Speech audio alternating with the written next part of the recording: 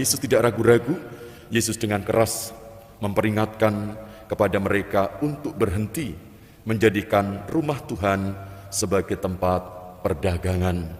Yesus mengambil cambuk dan mengusir mereka dari bait Allah. Saudara-saudari yang terkasih dalam Tuhan, bagi Yesus peristiwa ini menjadi kesempatan untuk menjelaskan tentang dirinya. Yesus menempatkan bahwa fokusnya bukan pada bangunan tetapi pada dirinya. Maka Yesus sendiri tadi bersabda, "Rombaklah, maka aku akan mendirikan bait Allah ini kembali dalam 3 hari." Yesus menegaskan bahwa Dia adalah tempat di mana Allah benar-benar hadir di dalamnya, bukan hanya sekedar sebagai sebuah bangunan, tetapi Yesus adalah ekspresi tertinggi dari kehadiran Allah di dunia ini. Yesus adalah kepenuhan bait Allah yang sesungguhnya, yang juga akan mengalirkan segala anugerah dan berkat. Lewat sengsara, wafat dan kebangkitannya, kita boleh menikmati berkat-berkat tersebut sampai hari ini.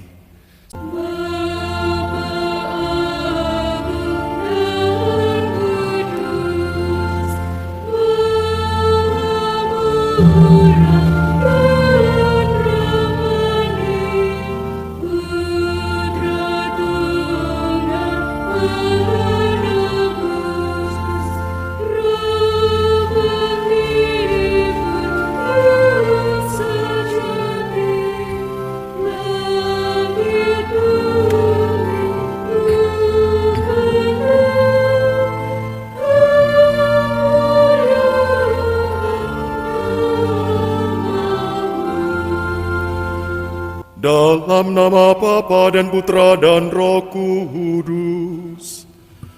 Amin. Rahmat Tuhan kita Yesus Kristus, cinta kasih Allah dan persekutuan Roh Kudus bersamamu.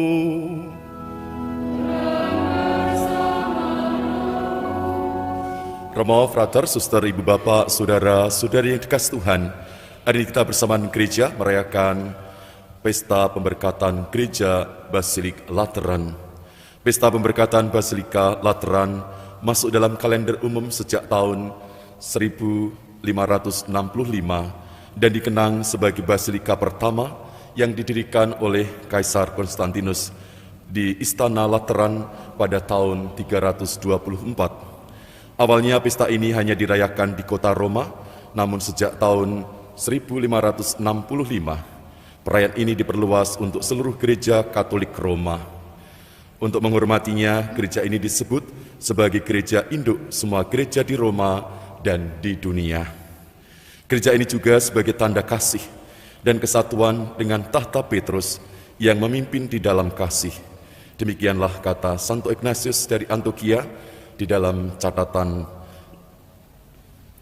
Saudara-saudari, demikian pula kita diingatkan kembali akan setiap gedung gereja yang boleh juga menjadi tempat bagi kita untuk mengalami perjumpaan dengan Tuhan Yesus. Dan hari ini kita akan diteguhkan oleh sabdanya. Mari di awal Ekaristi ini kita menyadari akan kelemahan, kerapuan dan dosa kita, maka mari kita mohon pengampunan Tuhan. Saya mengaku kepada Allah yang Maha Kuasa dan kepada saudara sekalian bahwa saya telah berdosa dengan pikiran dan perkataan, dengan perbuatan dan kelalaian. Saya berdosa, saya sungguh berdosa. Oleh sebab itu saya mohon kepada Santa Peran Maria, kepada para malaikat dan orang kudus, dan kepada saudara sekalian, supaya mendoakan saya pada Allah Tuhan kita. Semoga Allah yang Maha Kuasa mengasihani kita, mengampuni dosa kita, dan menghantar kita ke hidup yang kekal. Marilah berdoa.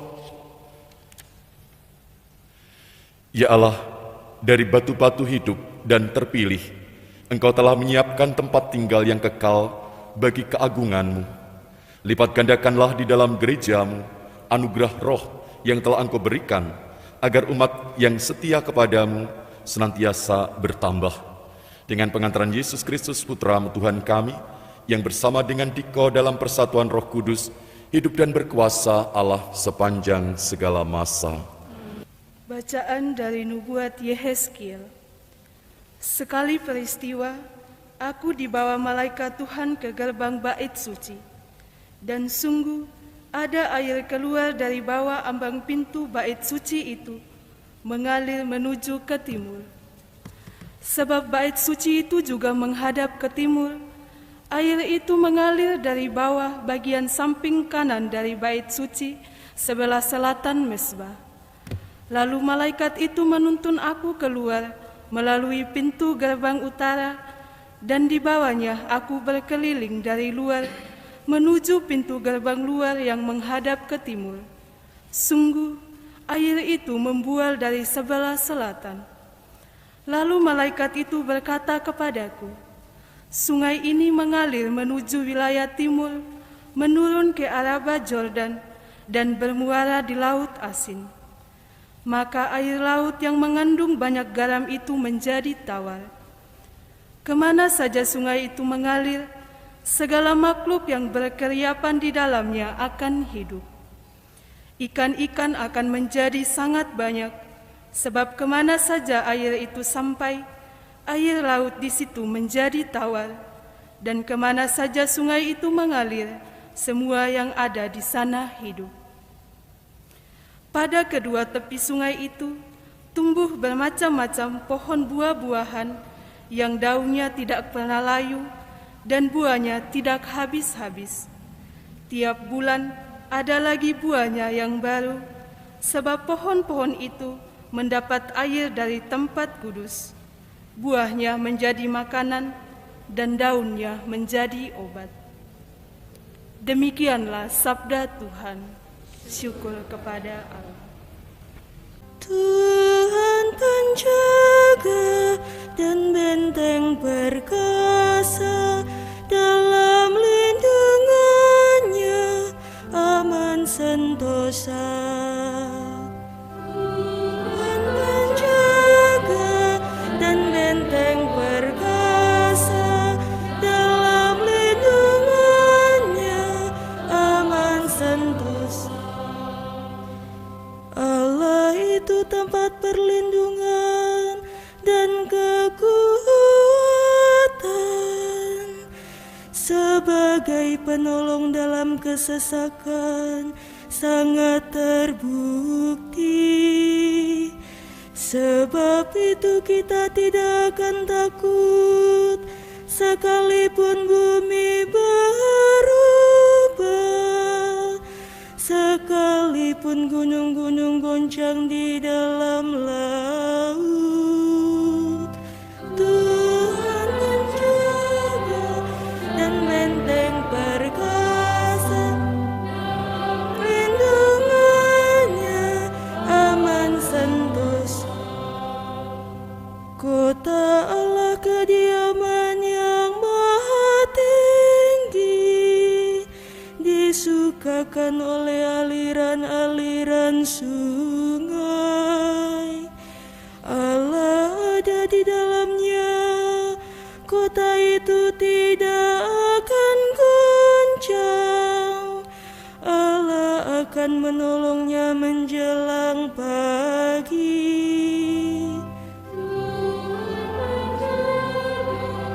Dan benteng perkasa, dalam lindungannya aman sentosa. Tuhan semesta alam menyertai kita, kota benteng kita ialah Allah Yakub. Pergilah, pandanglah pekerjaan Tuhan yang mengadakan permusuhan di bumi. Penjaga dan benteng perkasa, dalam lindungannya aman sentosa. Haleluya,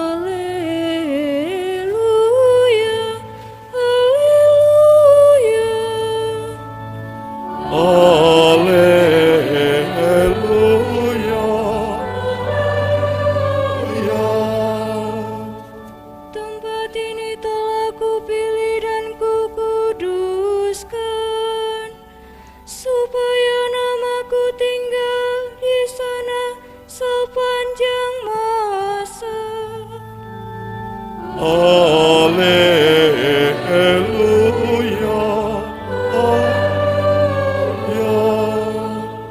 Tuhan bersamamu.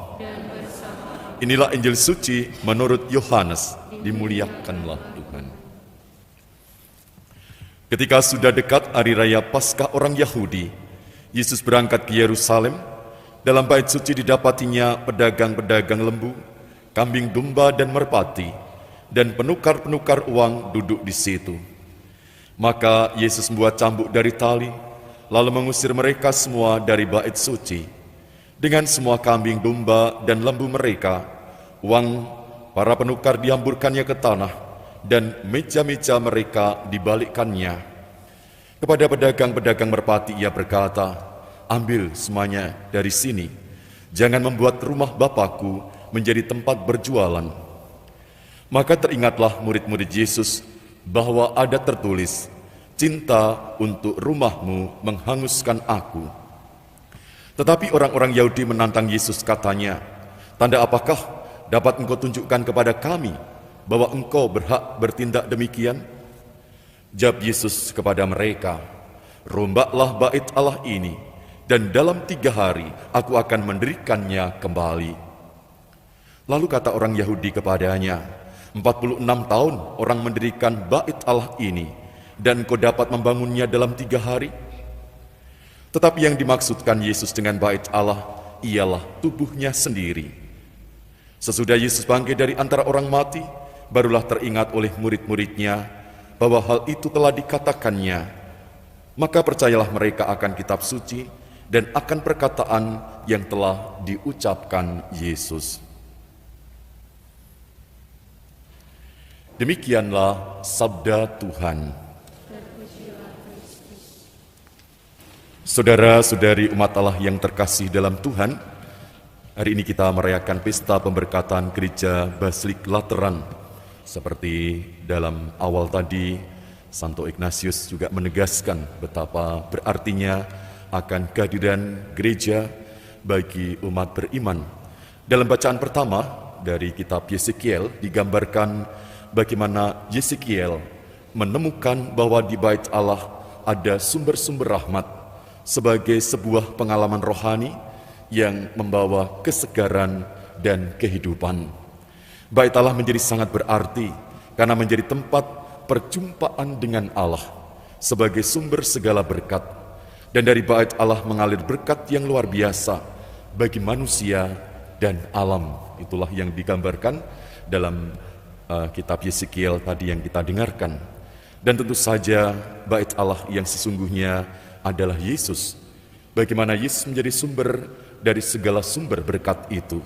Dan tegaskan dalam Injil hari ini, dikisahkan bahwa kedatangan Yesus di Yerusalem ketika sudah hampir waktunya Paskah, dan Yesus ingin berada di Yerusalem selama Paskah. Ketika Yesus sampai di bait Allah menemukan suasana yang tidak menunjukkan bahwa bait Allah sebagai rumah doa. Apa yang terjadi? Yesus marah. Bait suci adalah tempat suci untuk berdoa. Rupanya para penukar uang dan pedagang telah mengotori bait suci itu. Maka Yesus tidak ragu-ragu, Yesus dengan keras memperingatkan kepada mereka untuk berhenti menjadikan rumah Tuhan sebagai tempat perdagangan. Yesus mengambil cambuk dan mengusir mereka dari bait Allah. Saudara-saudari yang terkasih dalam Tuhan, bagi Yesus peristiwa ini menjadi kesempatan untuk menjelaskan tentang dirinya. Yesus menempatkan bahwa fokusnya bukan pada bangunan tetapi pada dirinya. Maka Yesus sendiri tadi bersabda, "Rombaklah, maka aku akan mendirikan bait Allah ini kembali dalam 3 hari." Yesus menegaskan bahwa Dia adalah tempat di mana Allah benar-benar hadir di dalamnya, bukan hanya sekedar sebagai sebuah bangunan, tetapi Yesus adalah ekspresi tertinggi dari kehadiran Allah di dunia ini. Yesus adalah kepenuhan bait Allah yang sesungguhnya, yang juga akan mengalirkan segala anugerah dan berkat. Lewat sengsara, wafat, dan kebangkitannya, kita boleh menikmati berkat-berkat tersebut sampai hari ini. Saudara-saudari umat Allah yang terkasih, permenungan kita hari ini adalah apakah kita sudah menghormati kesucian gereja tempat kita berekaristi, tempat kita beribadah, dan tempat kita berdoa. Sudahkah gereja paroki menjadi tempat untuk menemukan dan mengalami sumber-sumber segala rahmat dari Yesus, Sang Bait Allah sejati? Saudara-saudari, semoga kita semakin terpesona oleh keindahan, keheningan, dan kesucian gereja kita ini. Kita yakin di dalam gereja ini, secara khusus dalam Ekaristi dan dalam doa, kita akan menemukan dan mengalami perjumpaan dengan Yesus, sumber dari segala sumber berkat. Sehingga kita sungguh-sungguh semakin merasakan bahwa kehadiran gereja kita, kehadiran gedung ini tetap menjadi sangat berarti bagi kita untuk juga menemukan bait Allah yang sesungguhnya, yaitu Yesus. Nanti dalam Paulus, bagaimana pengalaman Paulus yang juga menunjukkan bahwa dalam komunitas, dalam umat beriman juga menjadi bait Allah yang kudus. Maka mari saudara-saudari, kita mohon rahmat Tuhan agar kita boleh semakin menemukan dan mengalami perjumpaan dengan Tuhan Yesus dari segala sumber berkat untuk setiap kehidupan kita, secara khusus dalam Ekaristi, dalam doa-doa kita di tempat ini. Pergi ke gereja tidak akan sia-sia, temukan dan rasakan buah-buahnya. Hidup kadang misteri dan rahasia, dalam Yesus penuh arti dan maknanya. Tuhan memberkati. Amin. Bagaikan batu-batu hidup kamu bangun menjadi bangunan rohani imamat kudus. Marilah berdoa. Ya Allah, Engkau mengendaki agar kerajaan-Mu hadir secara tersama dalam gereja-Mu sebagai tanda di dunia ini. Kami mohon, semoga dengan mengambil bagian dalam sakramen Ekaristi ini, Engkau menjadikan kami kenisah rahmat-Mu dan memperkenankan kami memasuki kediaman-Mu yang mulia dengan pengantaran Kristus Tuhan kami yang hidup dan berkuasa sepanjang segala masa. Tuhan bersamamu. Semoga Allah yang Maha Kuasa memberkati saudara sekalian, Bapa dan Putra dan Roh Kudus. Amin. Saudara-saudari, pergilah dalam damai sambil muliakan Tuhan dengan hidupmu. Syukur kepada Allah.